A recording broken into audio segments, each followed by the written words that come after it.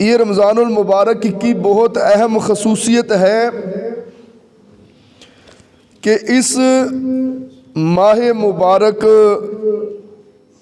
کو نزول ہدایت کے لیے خاص کیا گیا ہے۔ اللہ پاک نے انسانوں کی ہدایت کے لیے انسان کو جنت کا رستہ دکھانے کے لیے مختلف زبانوں میں 4 آسمانی کتابیں نازل فرمائی: تورات، زبور، انجیل اور قرآن کریم۔ یہ چاروں کتابیں نازل کرنے کے لیے اللہ پاک نے جس مبارک مہینے کا انتخاب کیا وہ رمضان المبارک ہے۔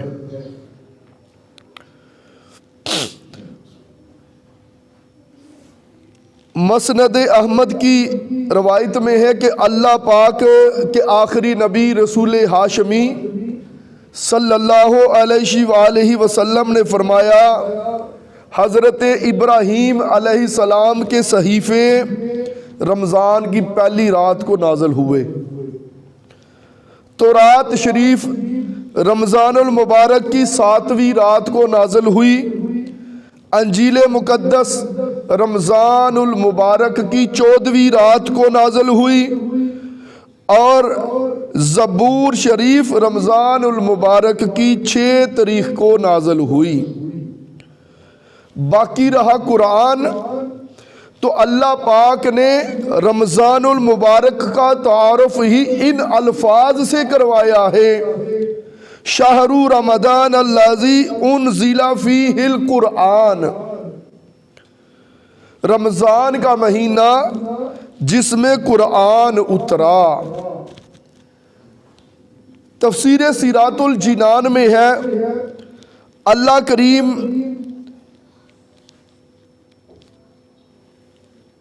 کہ قرآن کے نازل ہونے کے بارے میں فرماتا ہے کہ قرآن کو اس مبارک مہینے میں نازل کیا گیا۔ دراصل قرآن کریم جو ہے وہ رمضان المبارک کی شب قدر میں لوح محفوظ سے آسمان دنیا کی طرف اتارا گیا اور بیت العزت میں رہا۔ یہاں سے وقتاً فوقتاً حکمت کے مطابق جتنا جتنا اللہ پاک نے چاہا، اللہ پاک کو جتنا منظور ہوا، جبریل امین علیہ السلام لاتے رہے، اور یہ نزول قرآن 23 سال کے عرصے میں پورا ہوا۔ پیارے بھائیوں، یہاں ایک بڑا ہی ایمان افروز نکتہ ہے۔ دیکھیے، اللہ پاک نے قرآن مجید نازل فرمایا۔ کب نازل فرمایا؟ رمضان المبارک میں۔ کس پر نازل فرمایا؟ محبوب رحمان مکی مدنی سلطان پر۔ اور یہ تینوں عزت دار، یعنی رمضان بھی عزت دار، قرآن بھی عزت دار، اور محبوب رحمان بھی عزت دار۔ اب رمضان، قرآن اور صاحب قرآن محبوب رحمان، یعنی ہمارے پیارے آقا علیہ الصلوۃ والسلام، ان تینوں کی آپس میں بڑا ہی گہرا تعلق ہے۔ ہمارے آقا ہادی دو جہان، یعنی 2 جہان کے رہبر و رہنما، قرآن کتاب ہدایت، اور رمضان المبارک وہ مہینہ ہے جو ہمارے دل سے زنگ دور کر کے اسے ہدایت قبول کرنے کے لائق بناتا ہے۔ ہمارے آقا علیہ الصلوۃ والسلام رحمت للعالمین، اور قرآن کتاب رحمت، اور رمضان وہ مبارک مہینہ ہے کہ جس میں رب کی رحمتیں چھما چھم برستی ہیں۔ ہمارے آقا سخیوں کے سردار منہ مانگی عطا فرماتے، بلکہ حضور تو مانگنے سے بھی پہلے نواز دیتے ہیں، اور حضور ایسا نوازتے ہیں کہ پھر کوئی کمی نہیں رہتی۔ ایسے ہی قرآن کریم بھی بڑا سخی ہے کہ اس کا ایک حرف پڑھو تو 10 نیکیاں ملتی ہیں۔ ایسے ہی رمضان المبارک بھی بڑا سخی ہے کہ اس کا اس مبارک مہینے میں نیکیوں کا ثواب کسی دوسرے مہینے کے برابر، کبھی 10 گنا، کبھی 100 گنا، کبھی 700 گنا بڑھا کر عطا کیا جاتا ہے۔ عبادت یعنی روزہ وہ ہے کہ اس کا بے حد اجر و ثواب ہے۔ اور ایک بڑی اہم مناسبت ہے قرآن، رمضان اور صاحب قرآن کی، وہ یہ کہ ہمارے آقا صلی اللہ علیہ وآلہ وسلم شافع معشر ہے۔ معشر کے دن حضور شفاعت کریں گے۔ روز قیامت شفاعت کبریٰ کا منصب میرے اور تیرے آقا کو عطا ہوگا۔ حضور علیہ السلام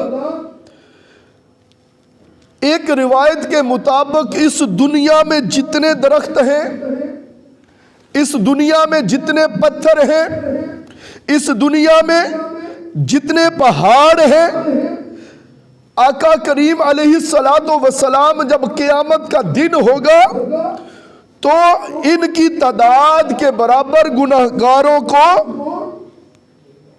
ان کی سفارش کر کے، شفاعت کر کے جہنم سے نکال کر جنت میں داخل فرمائیں گے۔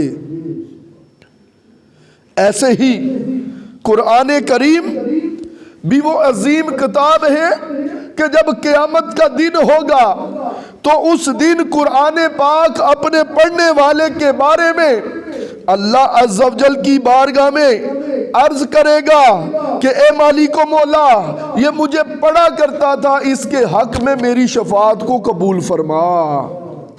اب آپ نے سنا حضور بھی شفاعت کریں گے اور قرآن بھی شفاعت کرے گا، اور حدیث پاک میں آیا ہے کہ روزہ بھی اللہ کی بارگاہ میں شفاعت کرے گا۔ روزہ پتہ کیا کہے گا؟ روزہ کہے گا اللہ پاک میں نے اسے دن کے وقت کھانے پینے سے منع کیا، روکے رکھا، اس کے حق میں میری بھی سفارش قبول کر، اور مالک و مولا مجھے بھی شفاعت کرنے کا حق عطا فرما۔ قرآن کریم کہے گا اے اللہ پاک میں نے اسے رات کو سونے سے روکا۔ آج جو تراویحاں پڑھتے ہیں نا، جو پہاڑ لگتی ہیں تراویحاں کہ کون اتنا جاگے اور کون تراویحاں پڑھے، جو لوگ تراویح رات کو پڑھتے ہیں، جب قیامت کا دن ہوگا تو یہ قرآن اللہ کی بارگاہ میں عرض کرے گا اے مالک و مولا میں رات کو اسے سونے نہیں دیتا تھا، میری وجہ سے یہ رات کو بستر چھوڑ دیتا تھا، یہ مجھے پڑھتا یا سنتا تھا، یا اللہ میں نے اسے رات کو سونے سے روکے رکھا، اس کے حق میں میری شفاعت قبول فرما۔ تو ان دونوں کی ہی شفاعت قبول کی جائے گی۔ چھوڑو اے فرشتوں وہ آتے ہیں شفاعت کو، وہ جس کے بھی حامی ہو فی النار نہیں ہوتا۔ پیارے اسلامی بھائیوں، ماہ رمضان المبارک پیارے قرآن اور محبوب رحمان صلی اللہ علیہ وآلہ وسلم کی کیا ہی پیاری شان ہے۔ ہمارے آقا و مولا مکی مدنی مصطفیٰ صلی اللہ علیہ وآلہ وسلم نے ابھی اعلان نبوت نہیں فرمایا تھا، اس سے پہلے بھی آپ صلی اللہ علیہ وآلہ وسلم رمضان المبارک سے محبت فرماتے تھے۔ آپ صلی اللہ علیہ وآلہ وسلم پر پہلی وحی بھی رمضان المبارک میں نازل ہوئی۔ روایات میں ہے کہ آقا و مولا مکی مدنی مصطفیٰ صلی اللہ علیہ وآلہ وسلم کی عمر مبارک 40 سال ہو چکی تھی۔ ربیع الاول کے مہینے سے ہی وحی کے آثار ظاہر ہونا شروع ہو چکے تھے، اور اس طرح آپ صلی اللہ علیہ وآلہ وسلم کو سچے خواب دکھائے گئے۔ آپ صلی اللہ علیہ وآلہ وسلم جو بھی خواب دیکھتے ہو بہو وہی کچھ ہوتا۔ آپ صلی اللہ علیہ وآلہ وسلم کے سامنے جیسا خواب میں دیکھتے ویسا ہی ہو رہا ہوتا۔ کم و بیش 6 ماہ اسی انداز پر گزرے۔ پھر آپ صلی اللہ علیہ وسلم کے دل میں خلوت یعنی تنہائی کی محبت ڈالی گئی۔ رمضان المبارک کا مقدس مہینہ تھا۔ آپ صلی اللہ علیہ وآلہ وسلم نے کھانے پینے کا کچھ سامان لیا اور غار ہرا میں تشریف لے گئے۔ مکہ مکرمہ میں اس وقت اور بھی کئی غار تھیں، لیکن حضور علیہ السلام نے غار ہرا کا ہی انتخاب کیوں فرمایا؟ اس کی بھی بڑی پیاری حکمت ہے۔ علماء کرام فرماتے ہیں کہ غار ہرا جو ہے وہاں سے اس وقت کعبہ شریف نظر آتا تھا، اس لیے آپ صلی اللہ علیہ وسلم اسی غار میں تشریف لے گئے۔ آپ صلی اللہ علیہ وآلہ وسلم غار ہرا میں قیام کرتے، وہاں اللہ کی یاد میں رہتے، عبادت میں مصروف رہتے۔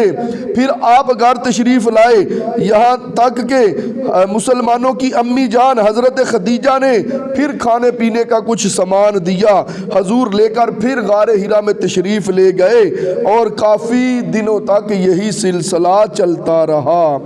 پھر رمضان المبارک کے آخری عشرے کی ایک رات تھی، پیارے نبی مکی مدنی صلی اللہ علیہ وسلم غار ہرا میں تشریف فرما تھے کہ اللہ پاک کے حکم سے حضرت جبریل امین پہلی وحی لے کر نازل ہوئے۔ اس وقت قرآن کریم کے یہ آیت کریمہ نازل ہوئی، اقرا بسم ربک الذی خلق، پڑھو اپنے رب کے نام سے جس نے پیدا کیا۔ اے پیارے پیارے اسلامی بھائیوں، عاشقان رسول، رمضان المبارک وہ مبارک مہینہ ہے، وہ برکتوں والا، عظمتوں والا، فضیلتوں والا مہینہ ہے کہ رب کریم نے مخلوق کی ہدایت کے لیے قرآن کریم اسی مہینے میں نازل فرمایا۔ تو آپ نے سنا کہ اس بابرکت مہینے کو حضور علیہ السلام سے، حضور کو اس مہینے سے اور اس مہینے کو رمضان سے کتنی ہی نسبتیں ہیں۔ تو میرے پیارے بھائیوں، ہمیں بھی چاہیے کہ ہم بھی اس مبارک مہینے کو جس طرح سے حضور علیہ السلام کے فرامین ہے اسی طرح عمل کرتے ہوئے عبادت میں گزاریں، تلاوت قرآن پاک میں گزاریں، قرآن پاک پڑھنے کی کوشش کرنے میں گزاریں۔ اور حضور علیہ السلام کی سنت ہے کہ حضور علیہ السلام رمضان المبارک میں کثرت سے قرآن پاک پڑھا کرتے تھے۔ حضور قرآن پاک کا دور فرمایا کرتے تھے۔ تو پتہ حضور کس کے ساتھ دور فرمایا کرتے تھے؟ کہ جبریل امین آتے تھے ہر رات کو اور بیٹھ کر حضور علیہ السلام کے ساتھ قرآن پاک کا دور فرمایا کرتے تھے۔ دور فرمانا یہ کہتے ہیں کہ پہلے ایک پڑھے تو دوسرا سنے، پھر دوسرا پڑھے تو پہلا سنے۔ اب حفاظ جو ہے یہ تراویح پڑھنے کے لیے یہ دور فرماتے ہیں کہ جو سپارہ پڑھنا ہوتا ہے نا دن کو ایک دوسرے کو سناتے ہیں۔ اور یہ دیکھو یار یہ کیسی شان ہے حضور علیہ السلام کی کہ جبرائیل آتے ہیں اور حضور کے ساتھ قرآن کا دور فرمایا کرتے تھے۔ اور ایک کاش ہم بھی ایسا کرنے والے بن جائیں، گھر میں 2 بھائی بیٹھ جائیں، بھائی بہن بیٹھ جائیں، میاں بیوی بیٹھ جائیں، پہلے ایک قرآن پڑھے دوسرا سنے، پھر وہ پڑھے اور پہلا سنے۔ اگر زبانی نہیں پڑھنا آتا، حفظ نہیں، تو اوپر سے دیکھ کر پڑھے، اس کی برکتیں ملیں گی۔ اور ایک اور مزے کی بات سناؤں کہ قرآن پاک جب تلاوت کیا جا رہا ہو تو توجہ سے کان لگا کے سننا فرض ہے نا، فرض ہے۔ جب ایک قرآن پڑھے گا تو دوسرا غور سے کان لگا کے سنے گا تو فرض پر عمل کرے گا۔ تو رمضان المبارک میں ایک فرض کا ثواب کتنا 70 گنا کر دیا جاتا ہے۔ بڑی پیاری عاشقوں نے بات لکھی کہ اگر کوئی اس طرح بیٹھ کر 1 مرتبہ قرآن سنتا ہے تو اسے 70 مرتبہ سننے کا ثواب ملے گا۔ کتنی برکتیں یار ماہ رمضان کی۔ اور یہ وہ برکت مہینہ ہے کہ جس میں روزے دار کا سونا بھی عبادت ہے، اور یہ وہ بابرکت مہینہ ہے کہ جس میں روزہ دار کے لیے پانی کے اندر مچھلیاں بھی مغفرت کی دعا کرتی ہیں، اور یہ وہ بابرکت مہینہ ہے کہ جس میں شیاطین کو قید کر دیا جاتا ہے، اور یہ وہ بابرکت مہینہ ہے کہ جس میں نیکیوں کا اجر بڑھا دیا جاتا ہے۔ لیکن پیارے اسلامی بھائیوں، ہماری زندگیوں میں کتنے ہی رمضان آئے، ہماری زندگیوں میں کتنی رمضان کی بہاریں آئیں، لیکن ہم نے کما حق کو اس کا فیض حاصل نہیں کیا۔ وجہ کیا ہے کہ ہماری اس طرف توجہ ہی نہیں گئی۔ آج دیکھیں تو صحیح، جو قرآن کو سنے، فرض پر عمل کرے، 70 گنا زیادہ ثواب ملے گا۔ ہم غور تو کریں میں قرآن پڑھنا بھی آتا ہے کہ نہیں آتا؟ صاحب قرآن کے امتیوں، آقا کریم علیہ السلام ماہ رمضان میں قرآن کی تلاوت بڑی محبت کے ساتھ کریں، اور حضور کے امتی کو قرآن پڑھنا نہ آئے، یہ افسوس کی بات ہے کہ نہیں؟ کبھی ہم نے سوچا یار کہ میری زندگی میں کتنے رمضان آئے، کبھی میں ختم قرآن کر سکا؟ اگر مجھے قرآن پڑھنا آتا ہے تو میں کتنا پڑھتا ہوں، اور ایک تعداد ہے میرے پیارے اسلامی بھائیوں جنہیں قرآن پڑھنا ہی نہیں آتا۔ قرآن تو برکت کے لیے گھر میں رکھ لیا ہے، قرآن تو بس قسمیں اٹھانے کے لیے گھر میں رکھ لیا ہے۔ آج گھروں میں قرآن پاک گرد آ کر اس کے بوسے لے رہی ہے، اور جناب ہمارے گھروں میں قرآن پڑھا کتنے کتنے مہینے ہم قرآن کو کھول کے نہیں دیکھتے، کتنے کتنے مہینے گزر جاتے ہیں ہمارے گھروں میں قرآن نہیں پڑھا جاتا۔ پھر پتہ کیا کہتے ہیں؟ پتہ نہیں یار کی گناہ ہو گیا ہے، گھروں مصیبتیں ہی نہیں جاندیاں، پریشانیاں ہی نہیں جاندیاں، کدے بچے بیمار، کدے بچیاں دی ماں بیمار، کبھی خود بیمار۔ اور غور تو کر، تیرے گھر میں قرآن ہی نہیں پڑھا جاتا۔ جس قرآن کو تو نے برکت کے لیے رکھا ہے، اس قرآن کو پڑھنے پر ہر حرف پر اگر 10 نیکیاں ملتی ہے تو اسے نہ پڑھنے پر پھر سوچ تو صحیح، بے برکتی ہوگی کہ نہیں ہوگی؟ قرآن کو بڑا پیارا سا اس کے اوپر کپڑا اوڑا، غلاف پہنا کر قرآن کو دور رکھ دیا۔ ارے یہ دور رکھنے کے لیے نہیں تھا، تو تیرا یہ عقیدہ تو ہے کہ گھر میں ہوگا تو برکت ہوگی، اگر تو پڑھے گا تو تجھے کتنی برکتیں ملیں گی۔ تو میرے پیارے بھائیوں، اس رمضان میں یار کم از کم دیکھیں، خدا اس قوم کی کبھی بھی حالت نہیں بدلتا جو خود اپنے آپ کو بدلنے کی کوشش نہ کرے۔ کوئی آٹومیٹک سافٹ ویئر اپڈیٹ نہیں ہو جانا کہ جناب یہ رمضان آیا تو ہم بڑے نیک ہو جائیں گے، رمضان گزر گیا تب بھی نیک رہیں گے، رمضان گزر گیا تب بھی قرآن پڑھیں گے، رمضان گزر گیا تب بھی نمازیں پڑھتے رہیں گے۔ ایسا کبھی بھی نہیں ہونا جب تک ہم نے کوشش نہیں کرنی۔ کتنے رمضان آئے، ہم نے کتنی کوشش کی؟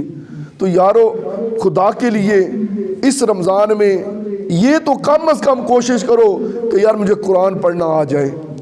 موقع بھی ہے، وقت بھی ہے، الحمدللہ یہ اللہ کا کرم ہے کہ رمضان میں اللہ تعالیٰ اتنے برکتیں عطا فرما دیتا ہے۔ اگر بندہ کوشش کرے نا، عام دنوں میں اگر قرآن کی تلاوت کرنے کا وقت نہ ملے تو رمضان میں مل ہی جاتا ہے۔ آؤ قرآن پڑھنے والے بنے۔ یار ہم نے سارے کام سیکھ لیے، مسلمان نے انگلش اتنی پڑھ لی کہ انگریزوں کو پڑھانے کے قابل ہو گیا، اور قرآن اتنا بھی پڑھنا نہیں آتا کہ باپ مر جائے تو صحیح طریقے سے اس کا جنازہ پڑھا سکوں۔ پڑھانا تو بڑی دور ہے، وہ باپ جو اتنی محنت مشقت کر کے جس نے میرا یہ سٹیٹس بنایا، جس پہ مجھے بڑا ناز ہے، وہ باپ مر جائے تو اکثریت جنہیں جنازہ پڑھنا ہی نہیں آتا۔ پڑھانا تو بڑی دور کی بات ہے۔ تو میرے پیارے بھائیوں، سانسوں کا کوئی پتہ نہیں۔ وہی حضرت جلال الدین سیوطی شافعی رحمت اللہ تعالی علیہ کی بات، ہم جیسے غفلت کے ماروں کو جھنجھوڑنے کے لیے کہتے ہیں لوگوں اور جلدی کر لو، جلدی کر لو، تمہاری زندگی کیا ہے؟ چند سانسیں ہی تو ہیں، اگر یہ رک جائے تو تمہارے وہ اعمال جن سے تم رب کو راضی کر سکتے ہو ان کا سلسلہ منقطع ہو جائے۔ تو میرے پیارے بھائیوں، یارو ہماری زندگی میں قرآن نہیں، ہماری زندگی میں نمازیں نہیں، ہماری زندگی میں عبادت نہیں، تو کیسی زندگی ہے؟ زندگی بے بندگی، شرمندگی، اور ساری ہی عبادتوں کے لیے قرآن پڑھنا تو آنا چاہیے نا۔ قرآن صحیح پڑھنا آئے گا تو نماز ہماری کامل ہوگی نا، قرآن صحیح پڑھنا آئے گا تو ذکر اذکار کریں گے۔ جو سب سے ضروری تھا، افسوس آج مسلمان اس معاملے میں کتنا سست ہو گیا۔ ایک ہماری تعداد ہے جنہیں قرآن پڑھنا ہی نہیں آتا۔ پھر ورد وظیفے جب کوئی پریشانی بنے نا تو پیروں کے پاس، بابوں کے ساتھ، مولویوں کے پاس دوڑے دوڑے جاتے ہیں، بابا جی کرو، خود تو کرنا کوئی نہیں، پیر بھی وہ پسند ہے جو کہے کہ ٹھیک ہے میری خدمت کرتا جا، تجھے کچھ بھی کرنے کی ضرورت نہیں۔ پھر اگر کوئی ورد وظیفہ کوئی بتائے تو مجھے بتائیں، تو اسے اگر قرآن پڑھنا ہی نہیں آیا تو پھر وہ وظیفہ صحیح کیسے پڑھیں گے؟ جب وظیفہ ہی صحیح نہیں پڑھا گیا تو اس کی برکت کیسے ملے گی، اس کا اثر کیسے ہوگا؟ تو میرے پیارے بھائیوں، میرے دوستوں، میرے بزرگوں، یار قرآن پڑھنے والے بنے۔ الحمدللہ میں حاضر ہوں، آپ میں سے جس عمر کا بھی جو ہے جب بھی پڑھنا چاہے میں فی سبیل اللہ پڑھانے کے لیے تیار ہوں۔ رمضان میں تھوڑا وقت نکال لو تاکہ ہمیں قرآن پڑھنا آ جائے یار۔ وہ مقصد زندگی کو کیسے سمجھنا یار، اتنا کچھ ہم کرتے ہیں، اتنا کچھ ہم نے پڑھ لیا، اتنا کچھ ہمیں پڑھانا آ گیا، لیکن قرآن پڑھنا نہیں آیا تو یار میں فیل ہو گیا، میں نے زندگی کا مقصد بھی نہیں پایا۔ اس لیے وہ کسی نے وہ بڑا پیارا وہ کہا ہے کہ کوئی بن گیا رونق پکھیاں دی، کوئی چھڈ کے شیش محل چلیا، کوئی پلیا ناز تے نخریاں دے وچ، کوئی ریت گرم تے تھل چلیا، کوئی بھول گیا مقصد آون دا، کوئی کر کے مقصد حل چلیا، غلام فریدہ تے سب مسافر نہیں، کوئی آج چلیا کوئی کل چلیا۔ تو اس طرح ہم نے بھی باری باری چلے جانا ہے۔ مقصد ہمارا زندگی کا تبھی پورا ہوگا اگر ہماری زندگی میں نمازیں ہوں گی، ہماری زندگی میں سجدے ہوں گے، اگر ہماری زندگی میں قیام ہوں گے، اگر ہماری زندگی میں قرآن ہوگا، پھر انشاءاللہ دنیا میں آنے کا مقصد پورا ہو جائے گا۔ نہیں تو میرے پیارے بھائیوں، صبح اٹھے، کھانا کھایا، کام کے لیے دوڑتے رہے، تھک ہار کر شام کو گھر آئے، کھانا کھایا، سو گئے، تو انسان کہتے ہوئے مجھے شرم نہیں پھر آتی؟ خود کو انسان کہتے ہیں مجھے شرم نہیں آتی؟ اور یہ تو جانور کا، یہ تو کھوتے کا، گدھے کا، بیل کا کام ہے کہ کام کیا اور کھایا بس ٹھیک ہے۔ بلکہ معذرت کے ساتھ وہ بندہ جو رب کی بندگی نہیں کرتا، ارے وہ تو گدھے سے بھی بدتر ہے۔ گدھے کی رب نے ڈیوٹی بنائی تھی، تو نے بوجھ اٹھانا ہے، کبھی گدھے نے بوجھ اٹھانے سے انکار نہیں کیا، اپنی ڈیوٹی تو وہ کر رہا ہے۔ لیکن انسان تجھے رب نے اپنی عبادت کے لیے پیدا کیا، تو رب کی عبادت کتنی کرتا ہے؟ تو میرے پیارے بھائیوں، رمضان المبارک کا بابرکت مہینہ ہے۔ حضرت عمر رضی اللہ تعالیٰ عنہ فرماتے ہیں نا کہ وہ مہینہ آنے والا جو ہمیں پاک کرنے والا ہے، پاک کرنے، آؤ پاک ہو جائیں، میں بھی پاک ہو جاؤں، سب مل کے پاک ہونے کی کوشش کریں، رب کے قرآن سے جڑ جائیں، رمضان سے جڑ جائیں، محبوب رحمان سے جڑ جائیں۔ اللہ تعالی ہم سب کو برکت عطا فرمائے۔ جن بھائیوں نے سنت